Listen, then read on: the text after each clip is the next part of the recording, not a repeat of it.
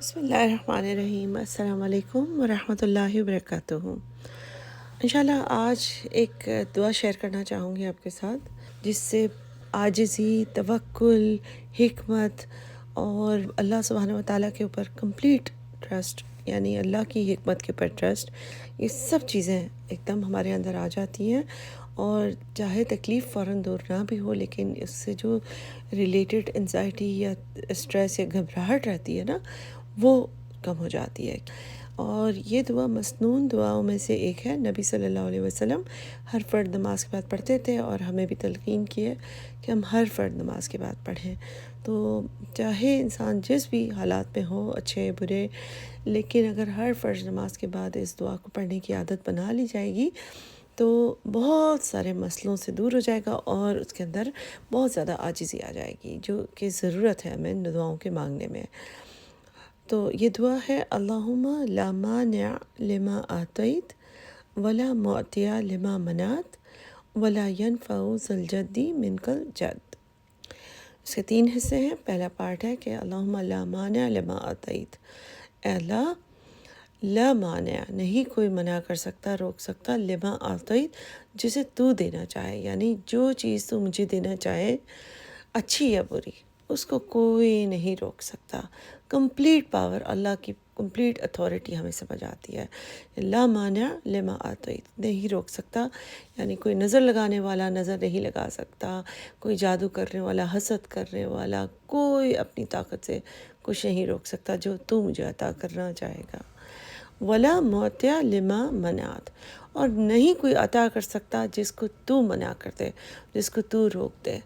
Again اس میں یہی ہے کہ چاہے پازیٹیو یا نیگیٹو، دونوں طریقے سے دیکھیں، سمجھ یہی آتا ہے کہ کمپلیٹ پاور، اتھارٹی اللہ سبحانہ و تعالیٰ کی ہے، کوئی روک نہیں سکتا اس کو جو آپ دینا چاہیں، اور کوئی دے نہیں سکتا جو آپ روکنا چاہیں۔ نہ کوئی مجھے فائدہ پہنچا سکتا ہے، اور نہ ہی کوئی مجھے نقصان پہنچا سکتا ہے۔ نقصان پہنچانے والا اگر تو روک دے تو اسے ایک سکون ملتا ہے نا، کہ اللہ ہی تو اصل پاور ہے۔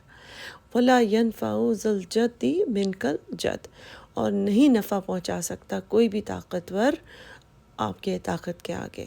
یعنی کسی کی حیثیت، کسی کا سٹیٹس، کسی کی امیری، کسی کی شان، کسی کی طاقت، کوئی بھی چیز فائدہ نہیں دے سکتی آپ کی طاقت کے آگے۔ اللہ سبحانہ و تعالیٰ سے ہم اس چیز کا اقرار کرتے ہیں کہ ہم سمجھتے ہیں کہ مدد صرف آپ ہی کر سکتے ہیں، تکلیف صرف آپ ہی ہٹا سکتے ہیں،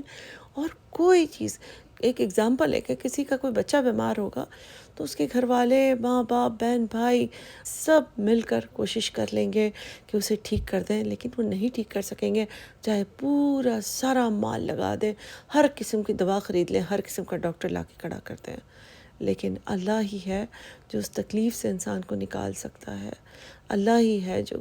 جہاں پر پریشانیاں ہیں اس پریشانی کو ہٹا سکتا ہے۔ جس طرح سے حدیث بھی ہے کہ اگر ساری قوم بھی ایک طرف ہو جائے اور تمہیں نقصان پہنچانا چاہے تو وہ نقصان نہیں پہنچا سکتے، اور اگر سارے لوگ ایک طرف جمع ہو جائیں دنیا کے اور آپ کو وہ فائدہ پہنچانا چاہیں تو وہ فائدہ نہیں پہنچا سکتا جب تک کہ اللہ نہ چاہے۔ اس کے علاوہ ایک اور قول بھی ہے کہ جو تم کو ملنا ہے، جو تمہارے لیے لکھ دیا گیا ہے، وہ 2 پہاڑ کے نیچے بھی ہوگا تو ضرور ملے گا، اور جو تمہیں نہیں ملتا، جو تمہارے حق میں نہیں لکھا گیا، وہ 2 ہونٹوں کے درمیان بھی ہوگا تو نہیں ملے گا۔ تو انسان جب دعا مانگے تو کمپلیٹ اللہ پر توکل کر کے، کہ اللہ کے علاوہ کسی سے مانگنے میں کوئی فائدہ نہیں،